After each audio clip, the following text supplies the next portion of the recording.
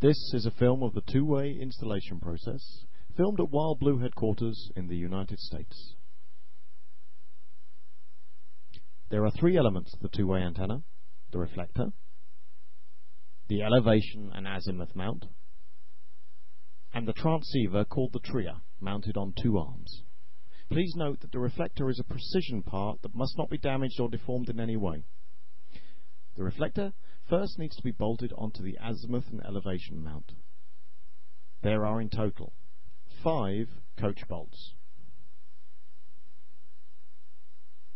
with 5 flanged nuts. And do not forget to tighten the bolts carefully.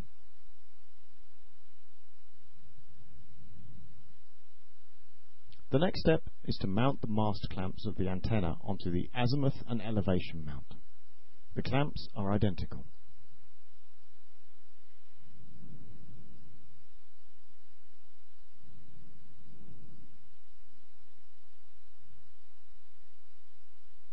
Because of the weight of the antenna, we recommend you first mount the azimuth and elevation mount onto the mast with its clamps. Tighten the nuts only with your hands. Make sure that the antenna does not slide down the mast. The antenna should be able to be swung from left to right in the azimuth plane. The next step is to fix the feed arms.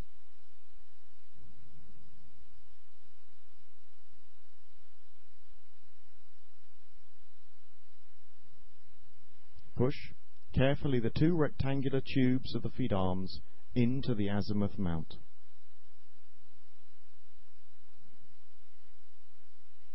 The feed arms with the TRIA will be held in position so you can use both hands to fix the arms with the 4 bolts, spring washers and washers. Tighten the bolts carefully. The antenna unit is now complete, and we can now move on to the pointing process. This process has 4 phases: the preset of elevation, the coarse pointing, the fine pointing, and finally the 4-point test. For the elevation adjustment, loosen the 2 locking nuts on the left and the right hand side of the azimuth elevation mount. Now, tighten the antenna fixation to the mast in a way that there is not a visible gap between the top end of the elevation and azimuth mount and the mast. Make sure that the antenna can be swung from left to right in the azimuth plane.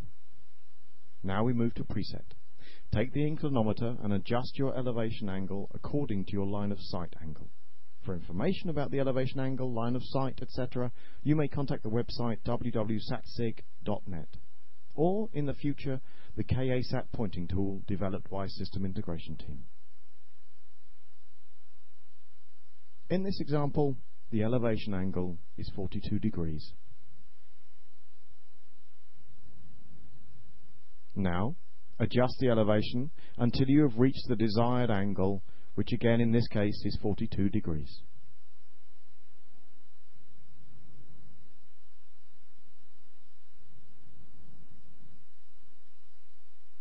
Verify the elevation angle with the inclinometer. The accuracy should be within plus or minus 1 degree.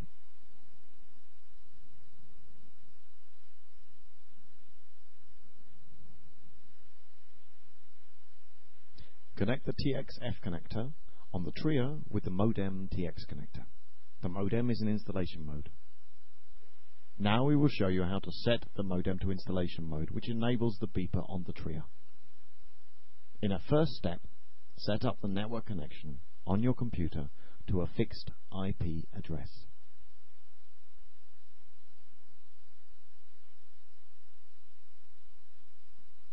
The IP address is 192.168.100.10 with a subnet mask of 255.255.255.0. The example shown in the video is for the operating system Windows XP. For other operating systems, please consult the computer manual.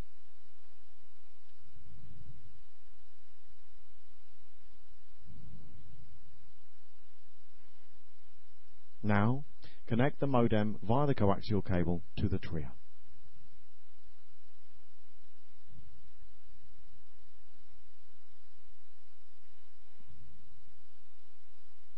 Connect your PC to the modem via the network cable.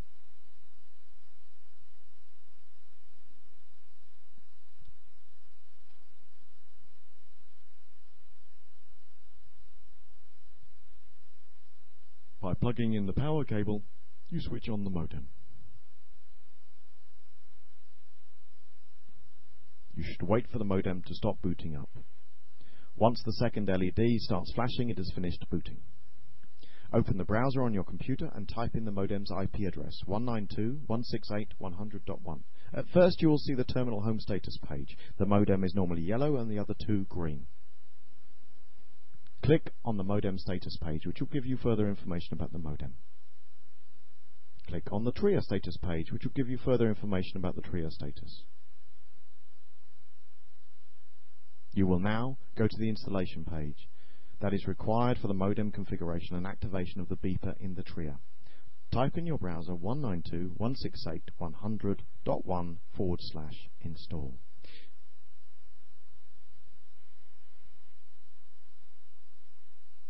The installation homepage will show you the 4 predefined configurations of the different spots of KA-SAT and an additional button to enter a customized configuration.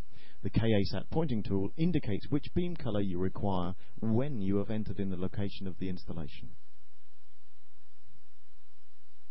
If you go to custom carrier, it will bring you to another screen that allows you to enter the forward carrier symbol rate, the frequency, and to select the polarization.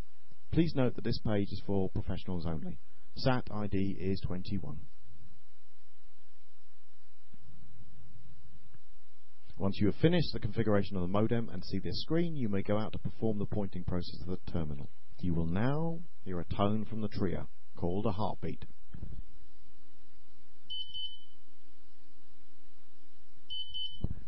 The heartbeat tone indicates that the terminal is looking for a receive signal. Once the terminal has detected a forward carrier, you will immediately hear the acquisition tone, like an American police car.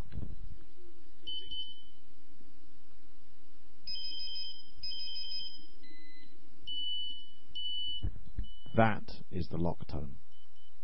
Now you have found the satellite and can fix the antenna to the mast.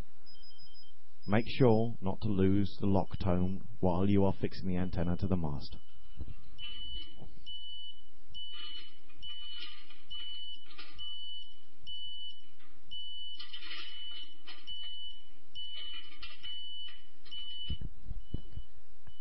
The next stage is fine pointing. Start by loosening the azimuth locking nuts on the top and the bottom of the azimuth elevation mount. The modem now tries to detect the maximum signal level and stores the last value. For this, the antenna needs to go several times past the maximum in azimuth and in elevation. Now turn the azimuth fine pointing screw. Keep turning in the same direction.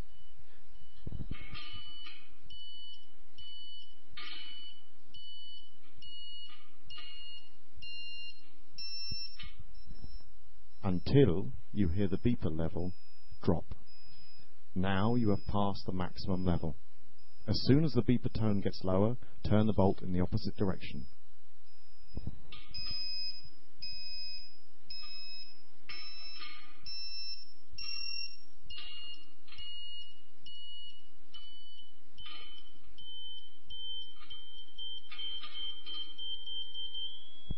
The beeper tone will now get higher and reach finally a continuous high tone.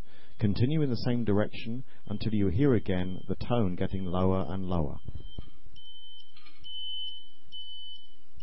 You have passed the maximum signal level in the other direction. Now turn the azimuth fine adjust screw again in the opposite direction until you hear the continuous tone.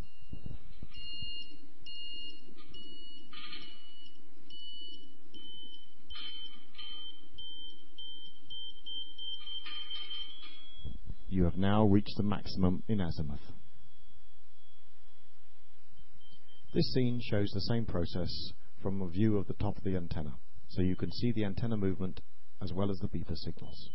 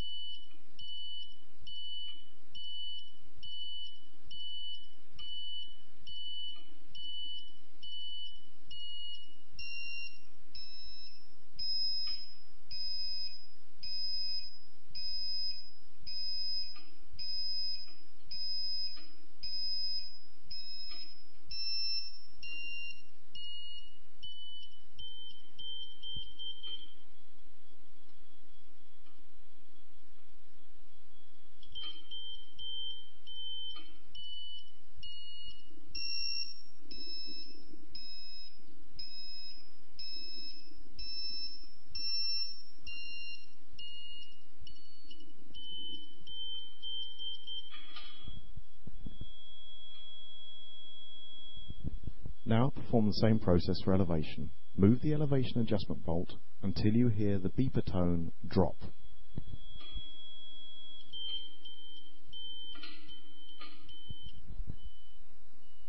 Change direction until you hear the continuous tone, and keep going until the beeper tone drops again.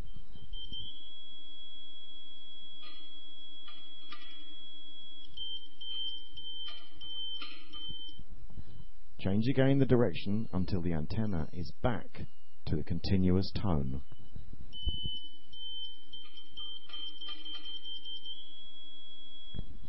The antenna is now correctly pointed. You must now fix the 2 azimuth and 2 elevation locking nuts. Be careful that you always hear the continuous tone. If not, you need to repeat the fine pointing process.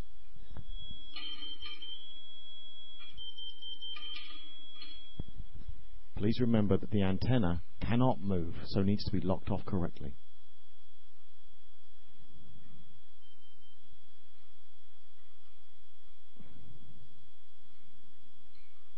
The last phase is the pointing test. Push and pull the antenna as shown in the 4 points. Be careful not to deform the antenna.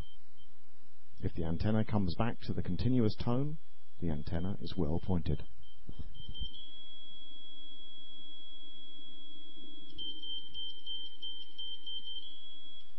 There are 3 windows showing the pointing status. The left screen is highlighted at coarse pointing, where you will hear only the heartbeat tone of the beeper. The middle window is highlighted during the fine pointing process. The bar underneath shows the forward carrier signal to noise ratio.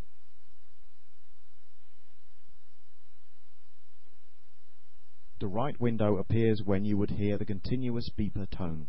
This does not automatically mean that the pointing is finished, as you need to go several times over the maximum to find the optimum peak value.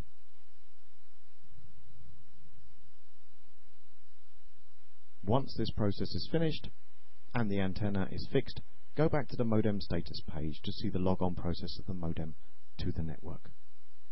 The process is automatic and starts with syncing of the modem to the forward carrier. Afterwards, the ranging process and the adjustment of the return carrier.